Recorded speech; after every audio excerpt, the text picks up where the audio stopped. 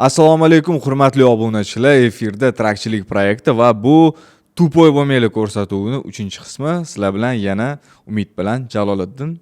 Assalomu alaykum, yana bir bor hammaga, yana yakshanba, yana biz mana shu yerda o'tiramiz va Tupoy bo'lmaylarni 3-sonida nafaqat Amerikada bo'lib o'tgan holatlarni ko'rib chiqamiz, balki o'zimizda bo'lib o'tgan bitta qizuv case bor. Instagramda ko'zim tushib qolgan edi, o'shanga bir biz reaksiya bildiramiz. berishimiz shart deb o'yladingiz. Ha, buni ko'rishimiz shart. Хорошо. Ну, Xo'p, unda boshladik.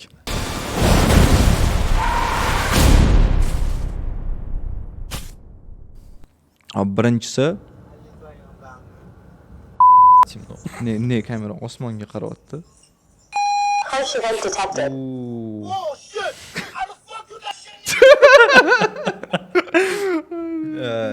Kim tashudi uni? Harsh event detected. bizda so'kinmasak ham bo'lar ekan, prinsipda. Yarkisi bilan maksimum uriluvchi. Harsh event detected. Anu, bo'ladi, nima edi?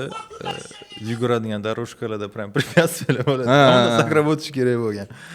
Ну, в принципе, тут Yo, bu krasavchik. Ну, красавчик, да, тут водитель тупой emas, но да, смог маневр сделать, но, в принципе, можно было бы и заметить и раньше, vohliroq ko'rishi mumkin edi, но... Dalnini yoqmasdan yurgani. Endi u yoqda bu katta rol o'ynaydi deb o'ylamasdim. Skorosti ham Qanliroq video tashlaylik, iltimos bor. Biza so'raymiz-da, kommentariy qoldiringlar, like yo video qoldiringlar. Bir normalroq narsa tashlaylik borlar. Bu yoqda endi 100% buni oldindan bilish imkoni yo'q edi.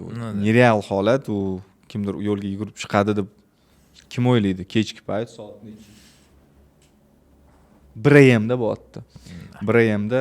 No, haydovchi молодец, тут approve qochdi. So'kkaniga ham biz rozimiz. Rost. Biz ham xuddi shunaqa so'kkan bo'lardik. Xulosa qilib aytadigan bo'lsak, haydovchi krasavchik. Tupoy emas. Tupoy emas, krasavchik. Молодец. Молодец. Да. Keyingi videoga o'tamiz. Nechun yedi? O'zimiz Farg'ona yo'liga o'xshirkan. Sam mahallang ketyapti.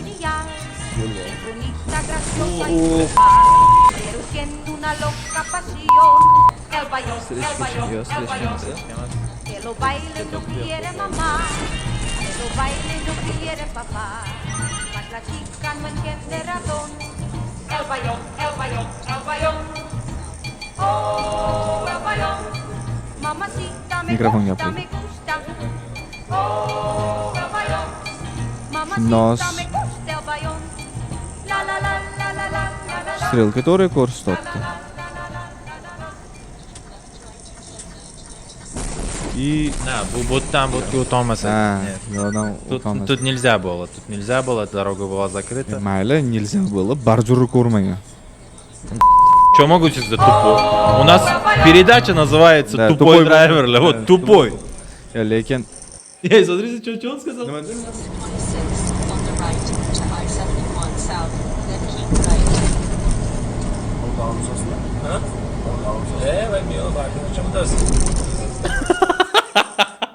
Там он с кем-то либо телефонно гапlashyapti, lибо co-driver uyg'onib ketgan. Co-driver uyg'onib, перепрыгнул, блядь, nima bo'ldi? Da tak bordyur chiqib qoldi. Lekin Тут конченый что могу тебе сказать?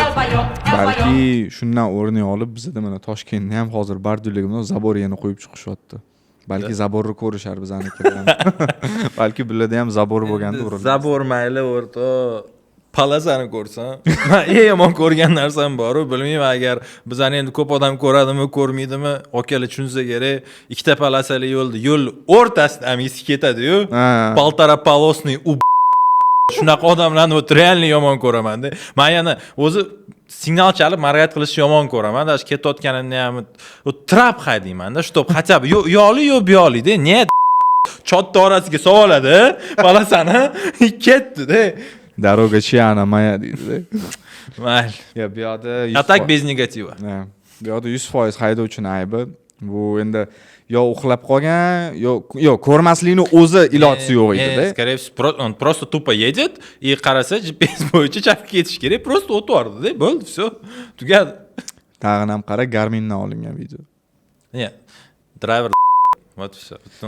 Просто endi agar owner operator bo'lsa, prinsip poker hozir qaraganda, balon ketgan, rim ketgan bo'lishi mumkin, trailer mayli, kichik loadga damage bo'lgan bo'lishi Shift bo'ladi, по-любому. So, вот driver tup owner operator bo'lsa ham steel cargoga nimadir qilishi mumkin. Так что bunaqa driverlardan menimcha qutulish kerak, lebo как minimum gaplashish kerak. Oka, okulistizga borib kelish vaqti kelibdi menimcha. Bitta ko'rinib keling deb uyga jo'natish kerak. To'g'ri. Haydovchi to'poy. Haydovchi tupoy. 100%. Да. Xo'p. Endi hozir men va'da qilgan videoga biz yetib keldik. Хорошо. Я вот хочу глянуть, что там. Ha. Давай. Haftasiga $10,000 topadigan trak necha pul rasxod qiladi va uni sof foydasi qancha bo'ladi? Kelaylik hisoblab chiqamiz. Agar trak haydovchini o'ziga tegishli bo'ladigan bo'lsa, uni rasxodlari haftasiga $2,000 dan $3,000 gacha bo'ladi. Buni katta qismi, ya'ni kelaylik $2,000 dan $3,000 gacha. Ne. Nima deb o'ylaysan? Mana trak o'ziga tegishli deyapti, ya'ni owner deyapti. В принципе, авторский право bo'yicha hozir aytib ketaman. Yuzlarni blur Да, qilib blur qo'yamiz. qilib qo'yamiz deb отметка qilib qo'yish kerak bo'ladi. A так, в принципе. Xo'p, просто owner operator 10k gross qilyapti deylik. Hozir masalan fuel oshganini masalan, kстати, shu narsani podkastda gapirib o'tamiz, ko'rsanglar bo'ladi, zo'r son chiqdi. И этот hozir fuel price osyapti, bilasiz? Как minimum agar 10,000 gross qilayotgan bo'lsa, aytaylik 2,5 dan yuribdi deylik. 4,5 ming maylda. Bu nima havoda yurar ekan bu trak. Yo, suvda yursak. Давай дальше, давай сперва мы досмотрим. Oxirigacha ko'ramiz, bo'ldi. Да.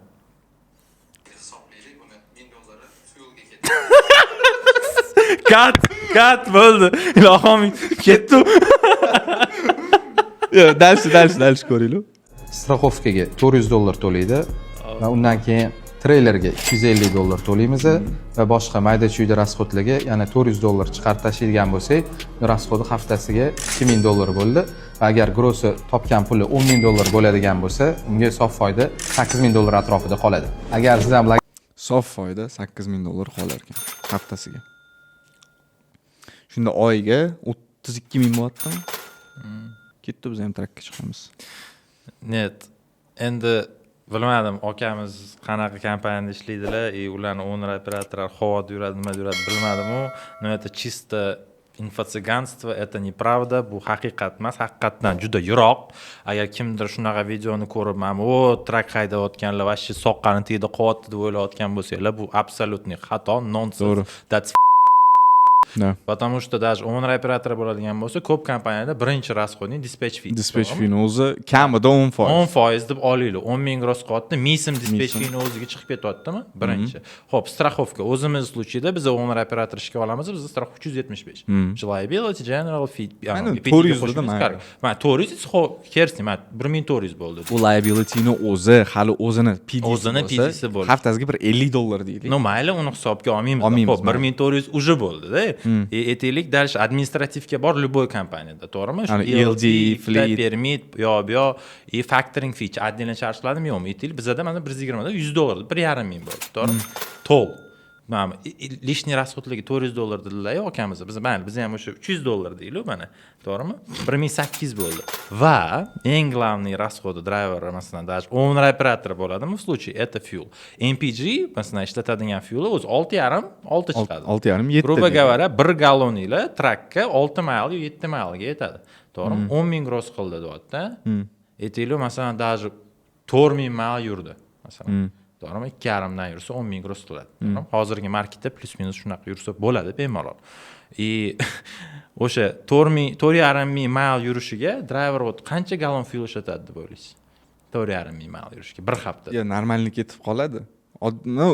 O'tgan hafta mana ko'rdim, o'zimiz ukamizda trakki bor, aniq Amerikada. O'tgan hafta 10,000 gross qilganda 3,000 dan sal ko'proq fuel o'ziga ketib qoldi-da. Xo'p. В целом, masalan, даже kamida bir 700-800 gallon oladi. 700-800 gallon ketadi. To'g'rimi? Hozirgi market masalan Pilot bilan o'zimning mitingim bo'ldi. Biz direkt kontraktimiz bor, Pilot bilan ishlaymiz. Discount o'zgartirishga gaplashdik. В целом o'shanda ham o'zimizni average. Biz masalan West Coastda yurmaymiz. Midwest Southda yuramiz-da. O'shanda ham o'zimiz averageimiz почти $4 ga yaqin chiqyapti. 3,7 dan $4 gacha. Onasini ham sen 700 gallon, 2800 deganda. Вот shungacha 1800 hisobladimmi? Plus yana Biz 2000. masalan biz Powerol yuramiz, treyler kerak emas. Kamida yana 2,5 ming deb qo'shinglar. To'g'rimi? 4300 bor. Вот o'ldim deganda mana owner operator 10 ming gross qilyaptimi? $4000 kamida расходы fiksировано bor. Bunaqa yolg'onlarga, bunaqa clickbait videolarga yoki nonsenslarga iltimos ishonmanglar. Baribir har doim проверенный источникdan informatsiya olgan yaxshi. Keyin yana bitta narsani aytib o'tish kerak. Bular trak haydoti, tank haydamayapti-da. Moyni almashtirib turish kerak, ballonlari yeyiladi. Shunisi bor-da.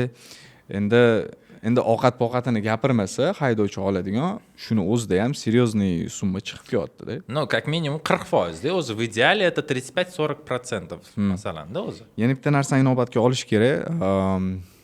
Owner operatorlarni bir 50% deylik. Men undan ko'p aytmayman. 50% baribir yo finance qilib kimdir bo'lib to'lashga trakka olgan bo'ladi yoki kompaniya o'zidan list purchase qilib sotayotgan. Bankka to'lashimi, krediti bo'lishi mumkin. U trakfini ham chiqarib tashlash kerak. O'ldim deganda u ham kamida bir 650-700 so'm bo'lsa kerak. Haftasiga. Shuni o'zida серьезный summa chiqib qolyapti. To'xtang. Endi hamma narsada заблуждаться это плохо. To'g'rimi? Mayli, может ukamizni traki может tokda yurar. Yoki gazda yurar. Yoki gazda propan qo'ygandir. O'zbek-yu.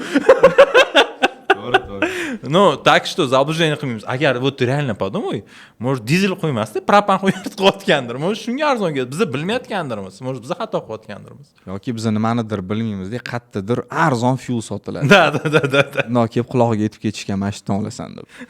Смешанный с мочой shakar. Bilmadim. Yoki straight Venezueladan keladi. Endi 2 soatga ketdi yo'qsa. Venezuelada qancha uchsa? Yoki Meksikadan yoki Kanadadan bunday chiqib olib keladi. Да, chiqib qo'yish bo'lsa. Bizanikilar ham shunaqa bo'ldi-yu, momente то, что mana postdan o'tib, tozaloqda zapravka qilib kelishdi yo'q. O'zim ham shunaqa qilgan edim. Endi Cherniyevka ochiq edi u paytda hali. Ancha yil bo'lib qoldi. Xo'p, nima xulosa? Endi akamiz ham, ukamiz ham kasbdoshimiz driver bo'lganda men hozir chiroyli bitta gap aytardim. Bo'pti. Meni gapim qisqa bo'lmaydi. Endi aytadigan bo'lsam, to'g'ri, siz o'zingiz auditoriyangiz uchun qanaqadir aqlli video qilishga harakat qilyapsiz. Harakatingiz juda o'xshamayapti. Endi bilmadim. Agar bu savolingiz bo'ladigan bo'lsa, biz bekinib yurgan joyimiz yo'q, lekin siz gapirayotgan gap g'irtu bo'yicha gap bo'lyapti. Balki siz o'zingizni opitingizdan, o'zingizni tajribangizdan kelib chiqib gapiryapsiz, balki har kuni ko'rib turgan narsalarni aytyapsiz. Bizga quloq solmasligingiz mumkin. Можно и достолба deydi-yu, lekin aka qilsa bo'lmaydi deb bu holatda. Chunki siz gapirayotgan gap buni odamlarga gapirish mumkin emas. Meni borib bog'chada bolalarga aytish kerak bu gap. Ne, mana учебный centrlar chiqadi-yu, так этот. Bunaqasiga. Да, то, что они я знаю. Просто bilmadim, logistikada bolalar pulni havodan qiladi deb o'ylashadi. Bunaqa videodan keyin. Da. Bizani ham yengil emas, по факту, o'zi o'ylab qaraydigan bo'lsa, как бы, ну, hamma mehnatda o'zini qiyinchiligi bor, но logistika O'zbekistonda hozir данный момент, в принципе, да, yaxshi pul to'lanadi, но baribir o'shanga yarasha достаточно mehnati bor. Так что bunaqa yolg'on informatsiyalarga ishonib tushib qolmanglar. Xo'p, в целом bugungi sonimiz qisqacharoq bo'lishi kerak edi.